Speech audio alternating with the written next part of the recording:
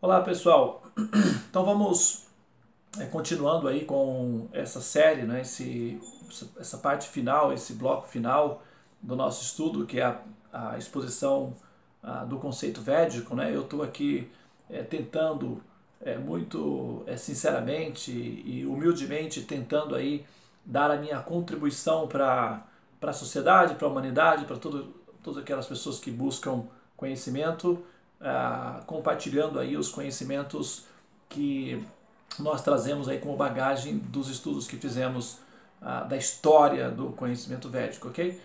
Muito bem, no vídeo anterior eu mencionei algumas coisas que eu gostaria de fazer assim, alguns pequenos adenos aí para melhorar a composição daquilo que eu havia dito, tá?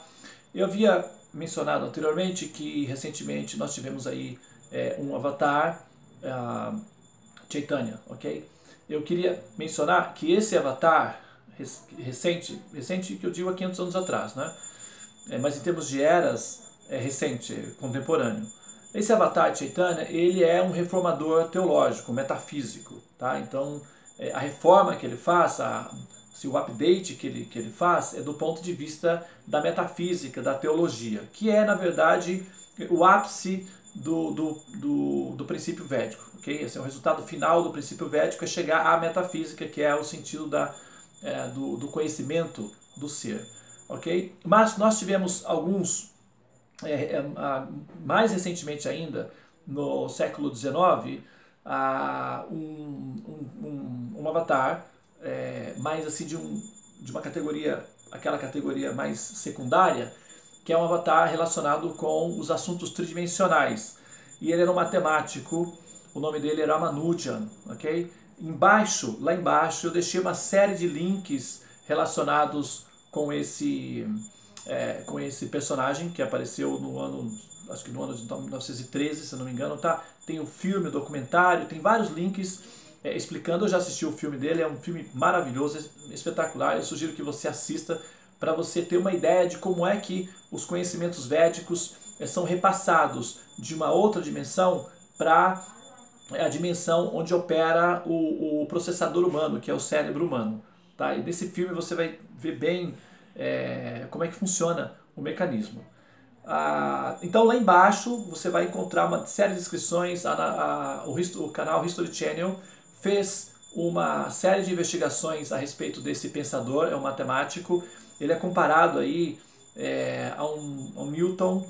Tá? Isso pega tempo, leva um tempo para a comunidade humana reconhecer os conhecimentos deixados por esse matemático. Ele é um matemático indiano, jovem, faleceu jovem, com 33 anos de idade, e deixou um conhecimento que os cientistas atuais estão tentando entender o conhecimento que ele deixou, que é uma atualização, na verdade, dos conhecimentos humanos. Então, embaixo aí, como eu estava falando, a History Channel fez uma série de documentários a respeito da matemática, e um deles é sobre Ramanujan.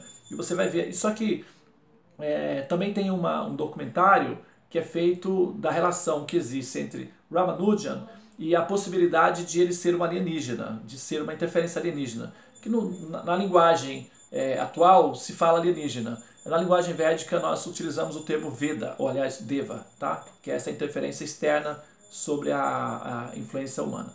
Muito bem, então aí as descrições estão aí abaixo, tá? Tem uma coisa interessante que é sobre a história do número zero.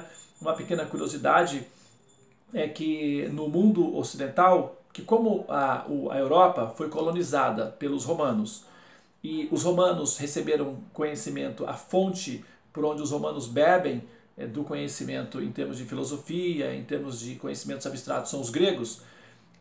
E os gregos eles pegaram conhecimento dos Vedas, né? Então, só que os romanos conheciam os gregos. E aí, com isso, o conhecimento da Europa ficou sendo entendido como sendo o berço da civilização, o berço do conhecimento, etc. Ficou conhecido como sendo a Grécia, não é?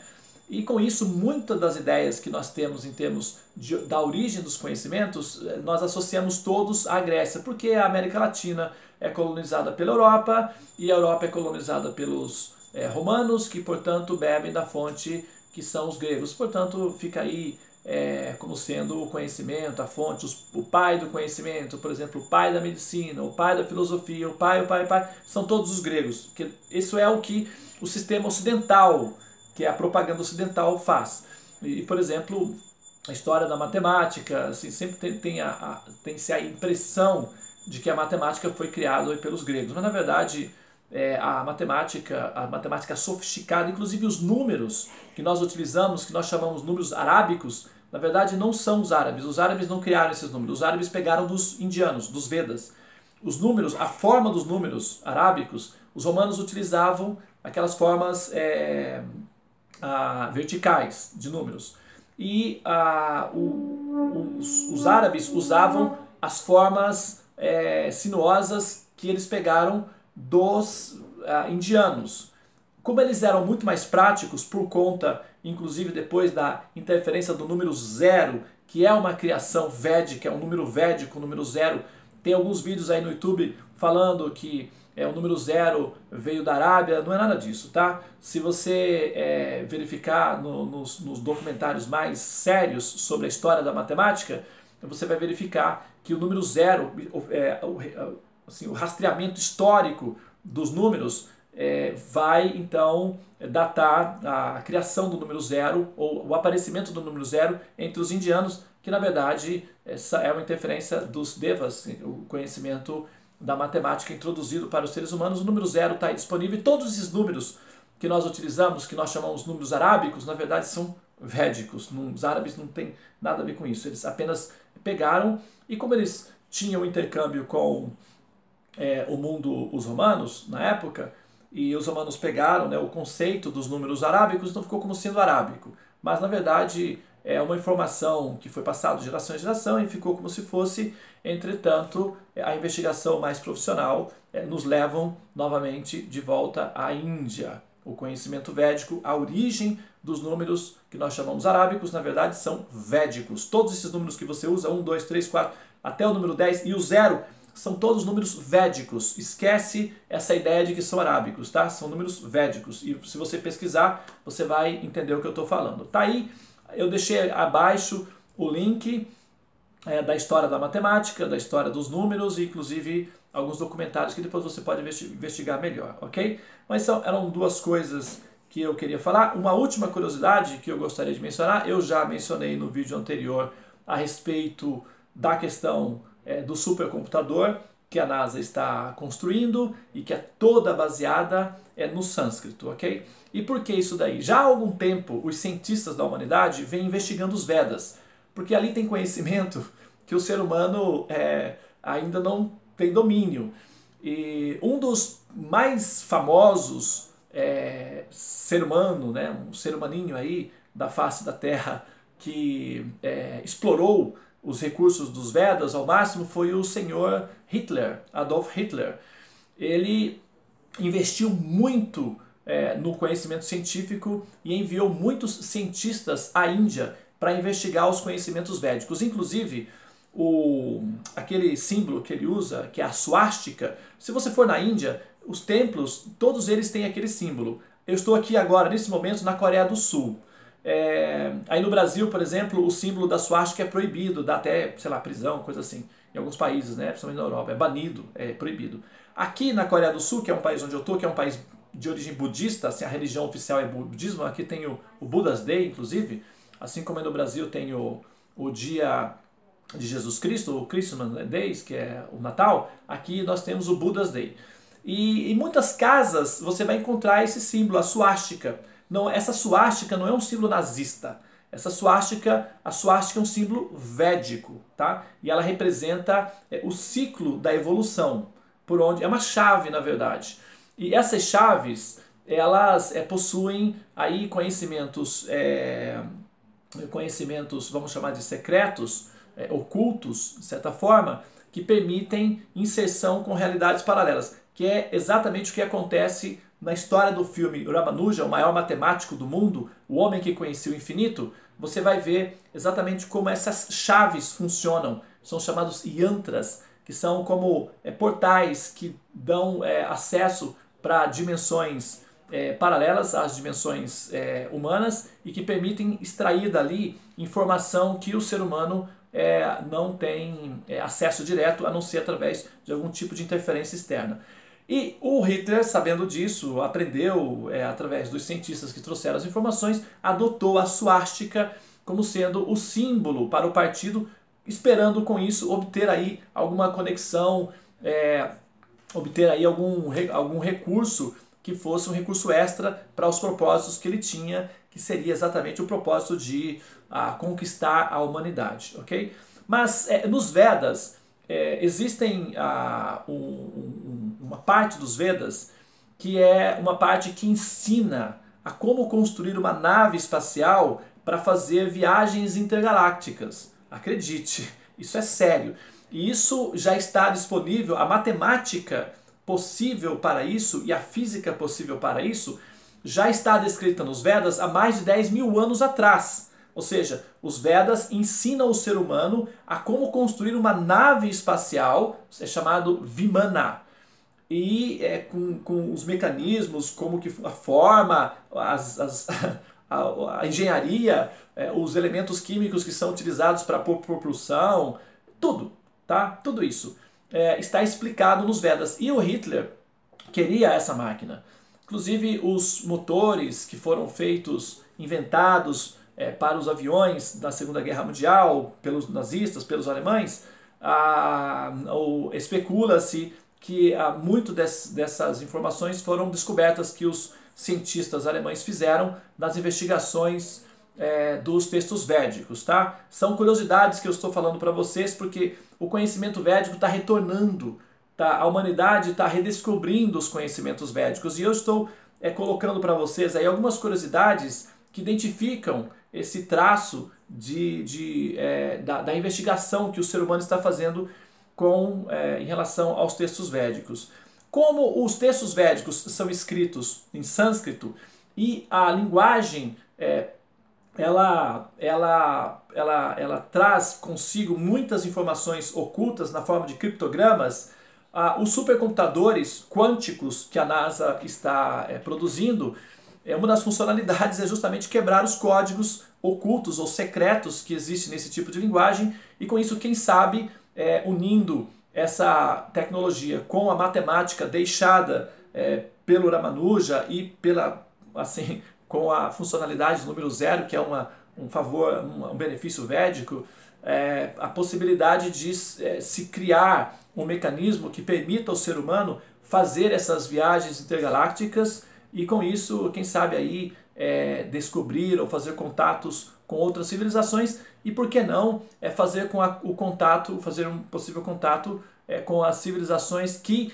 de certa forma interferem na relação da evolução com o ser humano, tá? Bom, pessoal, é mais ou menos isso que eu queria concluir aqui, ok? Na verdade, tem mais uma coisa, uma curiosidade final, porque no próximo vídeo eu vou começar a explicar novamente o sistema do conhecimento que nós estamos falando, da criação do mundo material. E esse vídeo é para pontuar algumas curiosidades em relação ao mundo védico, para que você possa identificar aí no seu próprio cotidiano, nas suas próprias investigações, essas informações, tá? Uma última curiosidade que eu gostaria de mencionar aqui nesse vídeo é a respeito do fato de o território conhecido como a Índia ter sido o território por onde o conhecimento védico melhor floresceu, tá? Por incrível que pareça, um dos motivos principais por que isso se deu ali naquele ambiente por dois motivos. A presença do elemento água, de muita água, espalhado de maneira regular, o que permite um ciclo, digamos, um ciclo meteorológico balanceado, a terra plana, ou seja, a maior extensão territorial plana do planeta é a Índia, ok? Tem montanhas no norte apenas, o resto basicamente é plano. A Índia, a gente viaja na Índia de trem, viaja dias, às vezes 2, 3 dias Tudo plano, plano, plano, plano, plano. Não tem montanhas, às vezes uma ou outra ali, mas é muito raro encontrar montanhas. No norte, onde estão os Himalaias, aí sim você vai encontrar muitas montanhas. Mas ali para baixo é tudo plano e muito bem irrigado, ok? Na Índia, você tem água até no deserto, é só furar o chão, sai água. Em todos os lugares tem muita água na Índia, portanto, e muitos rios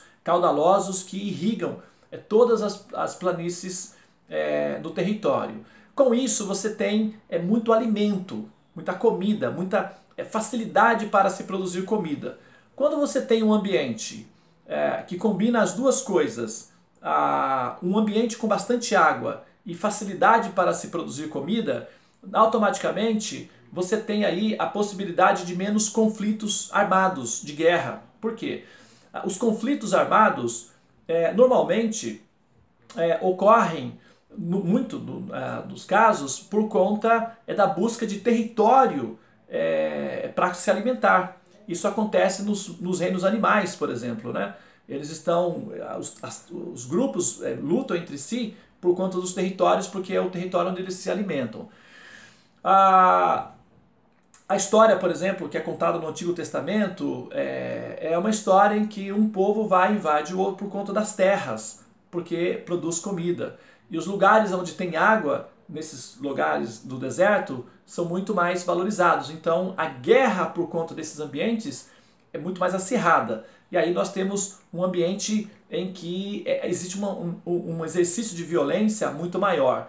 Na Índia, naquela região ali, por conta dessa facilidade meteorológica e dessa facilidade geográfica, o produto local, ou seja, o ser humano que floresceu nesse ambiente, era um ser humano com uma tendência mais dócil, com uma tendência mais pacífica, com uma tendência mais suave.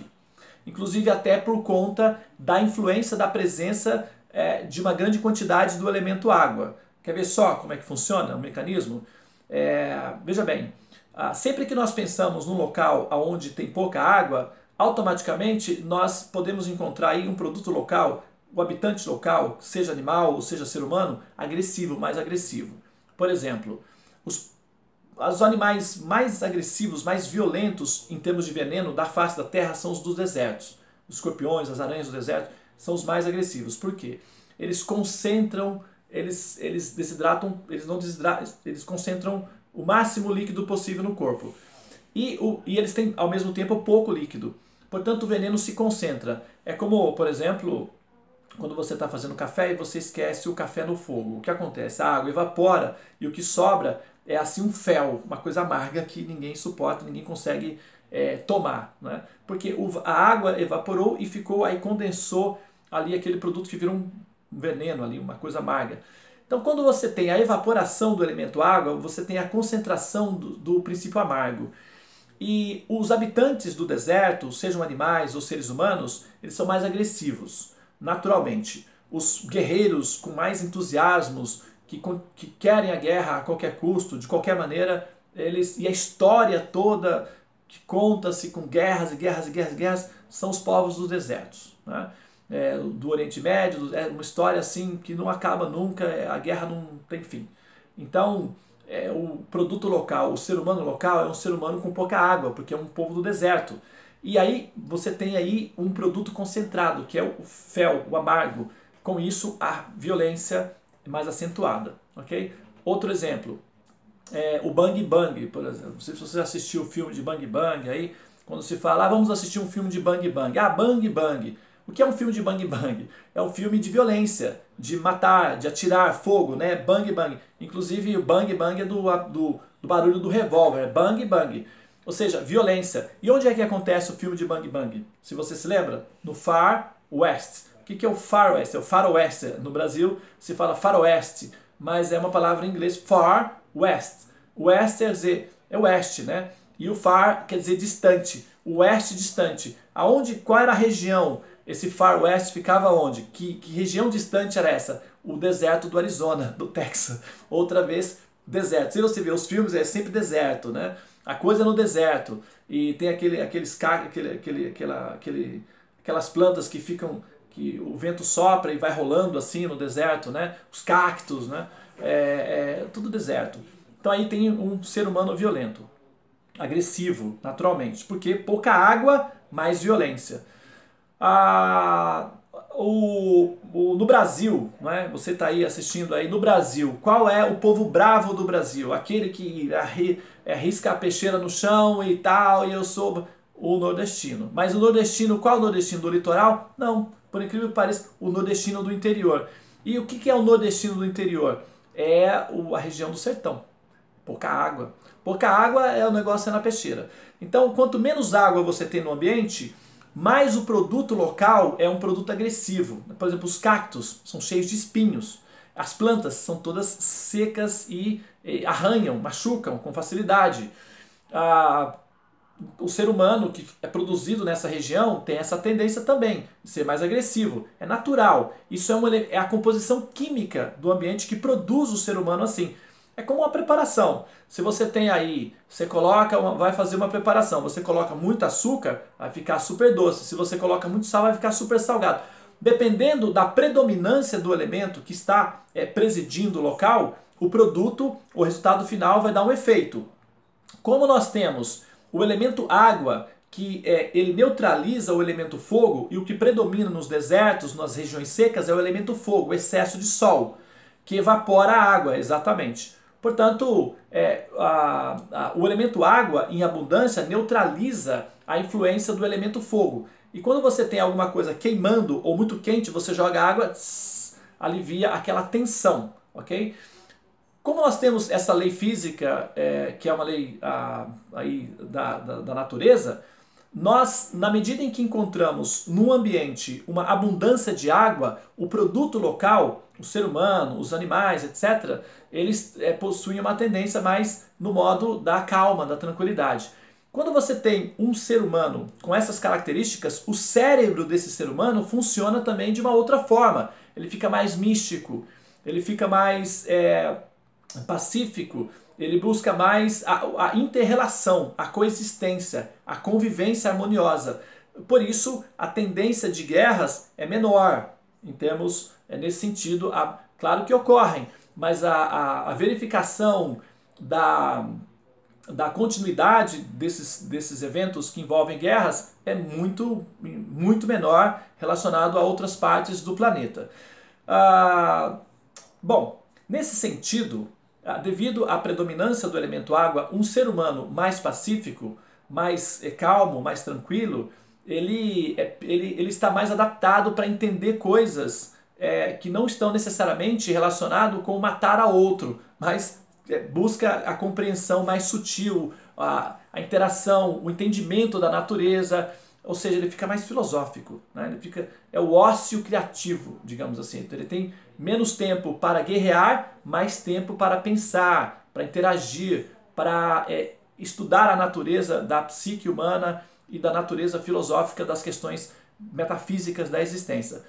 Por isso, esse ser humano, que é o produto local dessa região do planeta, que nós chamamos de Índia, no passado o governo oficial é Bharata, né? Se você pegar as notas de dinheiro, Bharata, Bharatavars, que é a Índia. Nós chamamos de Índia porque os ingleses e os árabes colocaram esse sinônimo, e ficou Índia, né? Então tá tudo bem, mas originalmente Bharata. Por isso, o ser humano, o produto dessa região, ele é um produto mais dócil, mais pacífico, mais adaptado a receber conhecimento de uma natureza mais sutil, ok?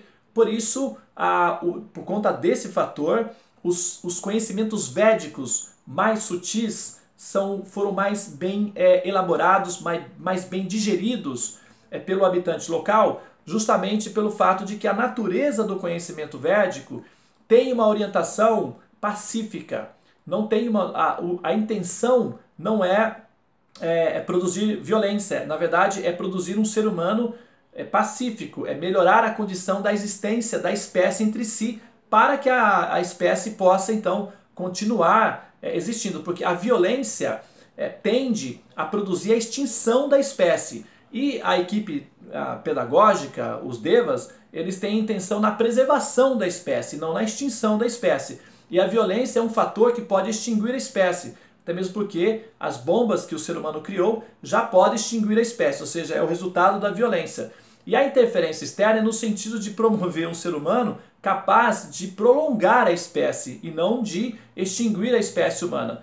E por isso a intenção védica, a essência da intenção védica, ela é de natureza pacífica. Foi por isso que nas outras regiões do planeta, entre os egípcios, entre os da América, entre outros povos das regiões montanhosas, como aconteceram na China, na região do Japão também, em outras partes do planeta, onde o conhecimento védico houve uma certa interferência, uma introdução, os povos locais não conseguiram dar sequência no assunto porque a tecnologia adquirida era utilizada com fins bélicos, para fins de guerras, fins de agressão, de agressividade. E os pedagogos, então, resolveram retirar os investimentos dessas regiões e investir onde estava dando resultado no seu sentido mais objetivo, que era o cultivo do conhecimento que leva o ser à evolução e à paz. E nesse ponto, a Índia foi o local mais adaptado para isso. Tá? Se você observar as construções do Egito, as conquistas matemáticas e arquitetônicas das Américas, que tem vestígios na América do Norte, na América Central, na América do Sul, em todas as Américas, em outras partes do mundo, vai se verificar que o ambiente, o ser humano local, procurou sempre produzir um domínio, uma agressão com essas tecnologias. Por isso, um dos motivos pelos quais o conhecimento védico não floresceu nessas regiões, ou seja, não vingou nessas regiões, mas sim floresceu e se desenvolveu na Índia. Essa é uma das explicações pelas quais a Índia é o berço do conhecimento védico e por que a Índia se desenvolveu melhor do que outras partes, ok? Embora o conhecimento védico não seja um produto do indiano, tá? Não foi o indiano que criou o conhecimento védico. Ele foi o ser humano mais adaptado para receber esse compêndio de conhecimento e, portanto, se torna aí o Indian Gate, né? Seria aí o portão dos Vedas, é a Índia. E os indianos, eles são um povo divertido, alegre, um povo, de certa forma, o indiano, de um modo geral, ele tem um coração inocente, ele é amoroso. Eu moro na Índia há mais de 10 anos e é um ambiente muito gostoso, né? O indiano tem essa natureza muito familiar, ele gosta de fazer amizade. Você que é brasileiro, caso você vá para a Índia, você vai ver que você é uma pessoa muito querida, inclusive na Índia, até mais do que as outras, porque os indianos simplesmente eles são apaixonadíssimos pelo Brasil por conta do futebol. Na época da Copa do Mundo eles choram, tem feriado também igual ao Brasil, é muito interessante, tá? O indiano, de um modo geral, ele é um ser humano assim bastante divertido. Quando você consegue tolerar a bagunça, quando você consegue tolerar o barulho do indiano, você consegue então perceber o como eles são alegres, coloridos e felizes, tá? E um dos motivos por isso, por conta disso, é a presença de muita atividade espiritual, mística, religiosa e também água. Ok? Muita água.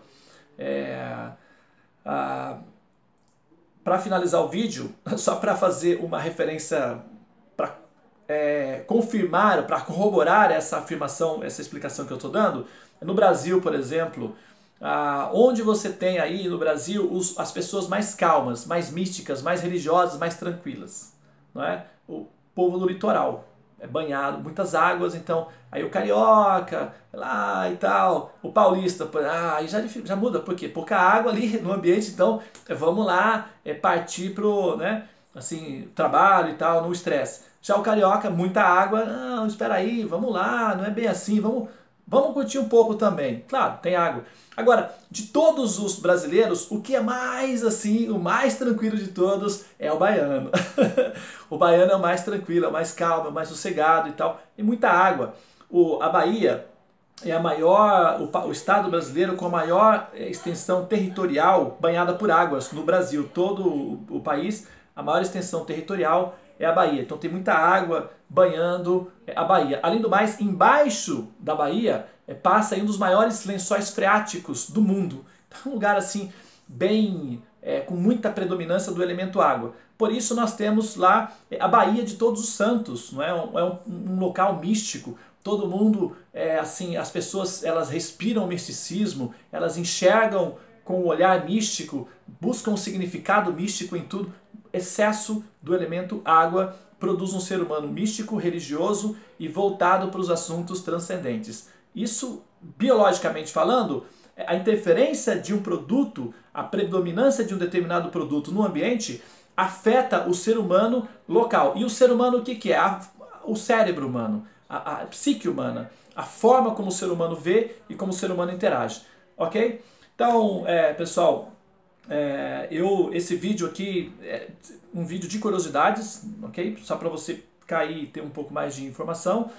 Mas nós vamos voltar, ok, aos assuntos relacionados com o tema da criação do mundo material no próximo vídeo. Então, eu agradeço a sua atenção, espero que você tenha se divertido com esse vídeo. E vamos lá, dar sequência, porque nós temos muita coisa para falar ainda sobre o processo da cosmologia védica e a criação do mundo material. Namastê e até o próximo vídeo.